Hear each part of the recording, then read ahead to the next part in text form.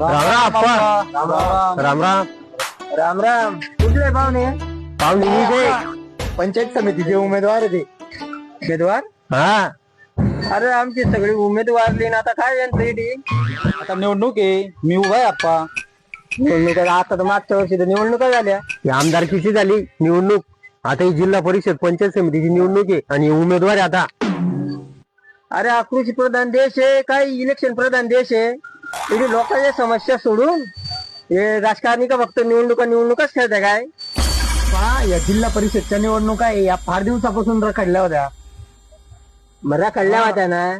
मग माझ्या तुमच्या जीवनावर काही फरक झाला का त्यानं? नाही. मग आता काय गरज होती? आप्पा आपण नातेवाईक माणसं आहे. किती दिवस?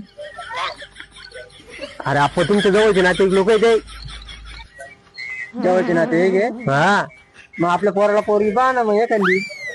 पा एवढं इलेक्शन होऊ द्या, माझा शब्द आहे तुम्हाला, तुमच्या पोराला मुलगी मीच पाहिजे. शब्द आहे मग तर कवारच मारण तो. नाही हो आप्पा असं नाही होणार ना. दादा मी काय म्हणतो, हा.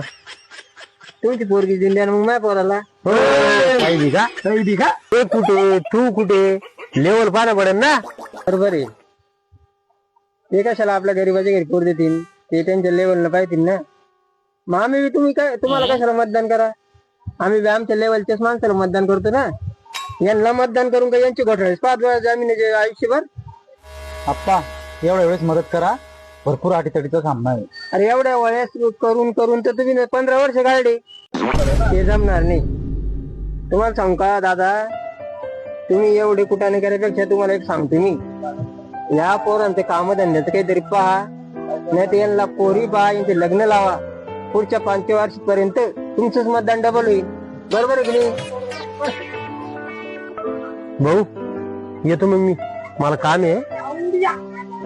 भाऊ मी पण येतो. थांबा रे. अरे थांबा थांबा थांबा थांबा. आप्पा हे चांगलं नाही केलं तुम्ही. मला फक्त निवडून होत्या, मग पाहतो तुम्हाला. पहिले निवडून तो ये, मग पाहू.